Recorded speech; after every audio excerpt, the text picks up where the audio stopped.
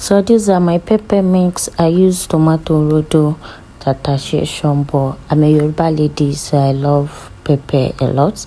I use sunflower oil to cook. If you have vegetable oil, any oil of your choice, olive oil, by all means do that.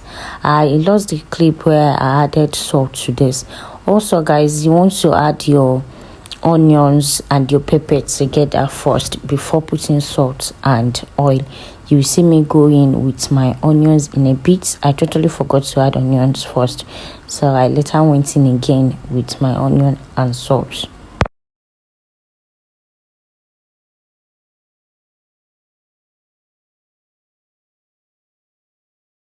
So you want to broil it, and for broiling, that means you're taking it closer to the fire part, and you want to make sure that it is black, burnt.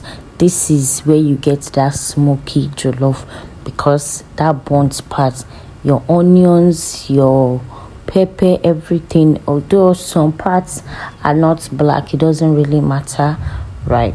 So I scraped everything. The oils are still there, and the oil is just to make it not too dry out. So this is the one I want to use for garnish.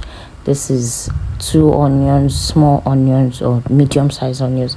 This is another 2 onions. I like to use purple onion, popularly known as red onion, and white onion.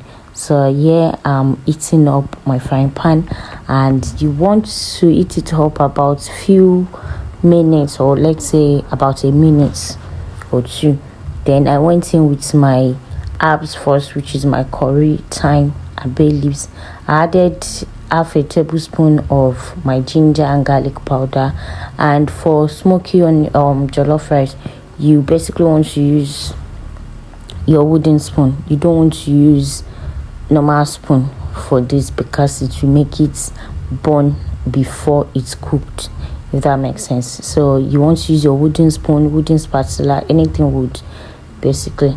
So I make sure to, I lost a clip again. I'm sorry, I lost another clip where I added 1 tomato paste. So this is where I added the second tomato paste. I used 2 tomato paste. Depends on how many cups of rice you're cooking, for you to know how many tomato paste you want to use, if that makes sense. So I make sure to pieces it. I make sure to let it fry so well, because this will also help in making your jollof rice red. Although I've seen a lot of people use this jollof rice mix, this powdered mix for color. I personally don't like it, so but if that works for you, by all means do that. So yeah, I added my onions. I want everything to start I don't know the word. I want people to like perceive the aroma, and by this point you're already perceiving it, because the herbs and the onion smells delicious. So this is my pepper mix.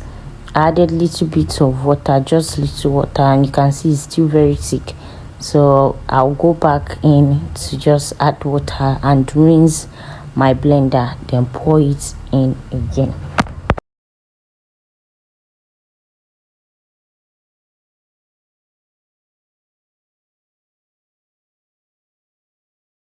So for my seasoning cubes, I'll be using this no chicken 2, that is 4.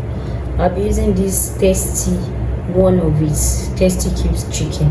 Now if you don't have this and you have this tasty, you use 2 of it. This is tasty chicken flavor, you use 2 of this, but because I have this, I'll be using 1 of this. 1 of these represents 2 of this. I don't know if that makes sense. Then I'll also be using this Maggi cubes chicken, so 2 of this as well, plus this is 1, right, but represents 2, that is 4, plus this 4, that is 8. Now you can use 8 for 8 cups or 10 cups, and you add salt to it, obviously.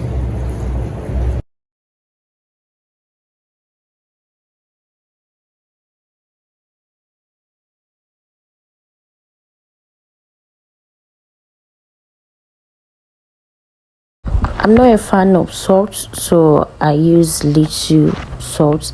Of course, by all means, when cooking, always stir because you want everything to mix together.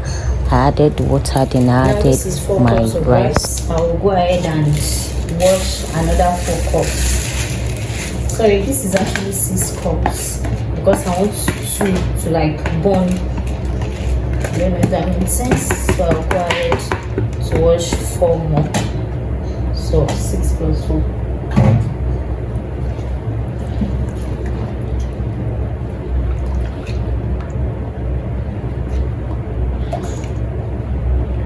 So it look like I'll pour the remaining for now and I'll be back.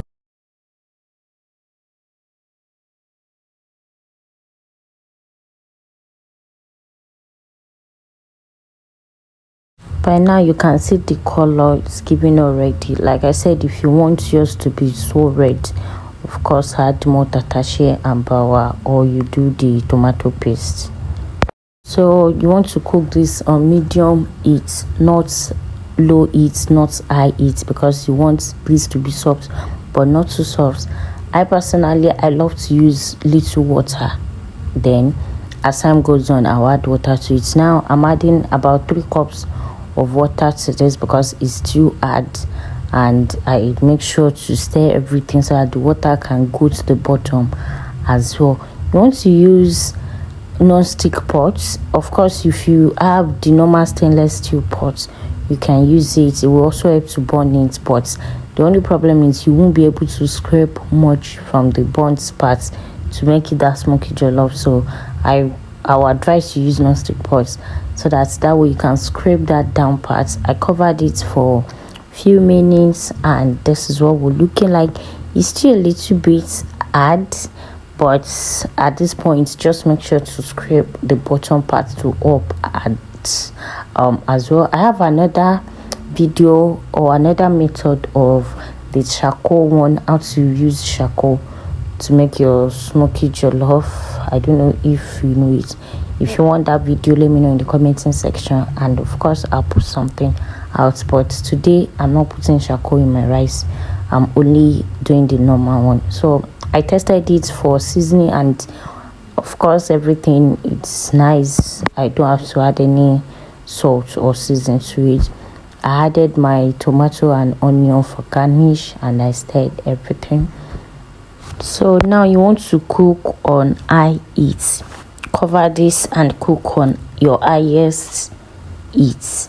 Right, this is it after some minutes, and I'm stirring everything together. You want to take that bottom part, that burnt part, scrape it with your spatula, your wooden spoon or wooden spatula, scrape it to the up, right? So yeah, I'm sure you can see the sides that it's burnt. Now imagine the down. So if you're doing 8 cups, you want to do 10 cups, allow 2 cups to burn there. Go and sit down, leave it on high heat, let it burn. That is your smoky jollof.